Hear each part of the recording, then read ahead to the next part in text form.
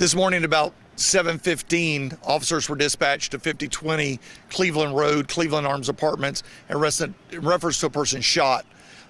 When they arrived at the apartments, they didn't find anything. They didn't find anyone. However, the shot spotter had gone off inside the apartments as well as outside the apartments. Back behind me in the 5100 block, they did locate some shell casings in the roadway. Shortly after that, another call came in of a vehicle that was at 13th and Grunthal. At 13th and Grunthal, we located a vehicle that had some bullet holes in it, but there was no one around. Shortly after that, the people who said they were in the vehicle called us from another location where they went that was more safe, and they told us they were in the vehicle, and they told us that there was one victim who had been hit with gunfire. That victim had been taken to another location where we made contact with them. We called rescue and got that victim to the hospital. They were taken to an area hospital with non-life-threatening injuries. The violent crimes detectives came and they started interviewing witnesses. We located more shell casings because of shot spotter on the railroad tracks. So we had in the roadway and on the railroad tracks, and then the vehicle. So we had several different scenes, but we do believe that whatever occurred did occur on Cleveland Road somewhere. So the detectives are on the scene, they're interviewing all the witnesses, they're interviewing the victim, and they're attempting to find out what happened. Any gun found, any weapon found? We didn't find any weapons, no. What are we thinking right now about a potential suspect in this? It's such a large, with several different spots. I mean, how do you convince that to find out who's responsible? So with the investigation that we've done so far, we may have a suspect, but we haven't positively identified that suspect yet. So at this time, we're still looking for other people that may be involved in it. We don't have anyone in custody at this time, but we do have some leads already. Can you determine the shell casing that was found on the road and the shell casing that was found on the tracks? Are they from the same weapon or is it more than one weapon? They're different weapons. Do the age range of the victim female? I do not have the age range. The victim is a female, and I don't have an age range. It's a large age range, but I'm going to say from 20 to 40, but I don't really know. And so you said the call originally was 7:15, and then around what time? I'm trying to get a time frame for. So shot spotter went off at 6:21, and then it went off again at 6:22. The officers weren't dispatched until 7:15. Not that unusual, depending on the call load, and we didn't have anyone calling in telling us what was going on at that time.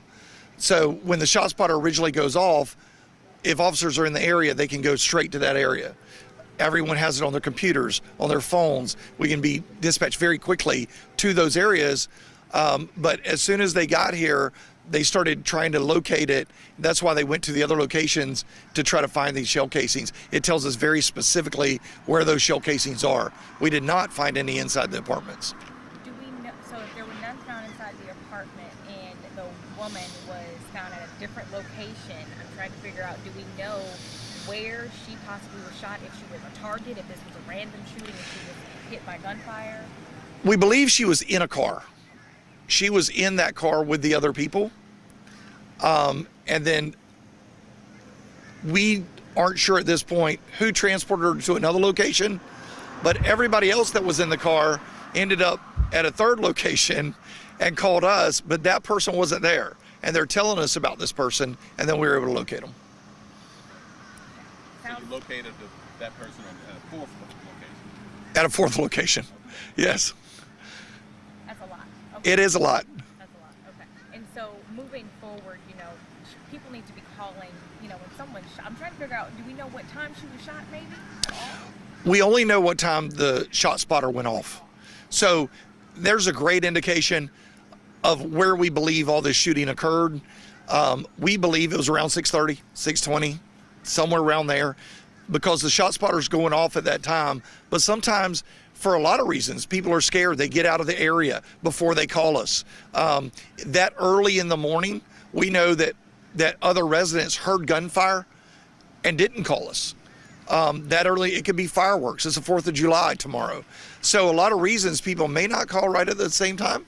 But ultimately, those people that was in that car did call us, and they wanted to tell us what was going on, but they got to another location. And that location they got to was a little ways from the car. So they may have been running. They got from the car somehow to that third location, but we don't really know. And the other person got to a fourth location. Yeah. So would you say you're interested in people who may have heard something in this area? Sure. Anyone who saw something should call Crime Stoppers or call JSO, and the Violent Crimes team is the ones that's working on it right now. They should call us if they saw somebody running, if they saw people shooting. This is a lot of people out here.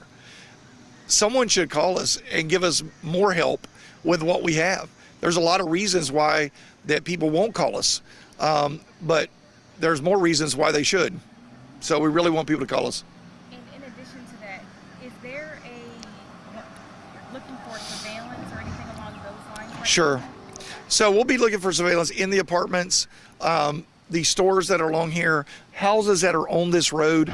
We know that a car was involved, and we also know ShotSpotter can very specifically tell us that the car's moving. Like that when gunfire's moving, we know it's probably in a vehicle.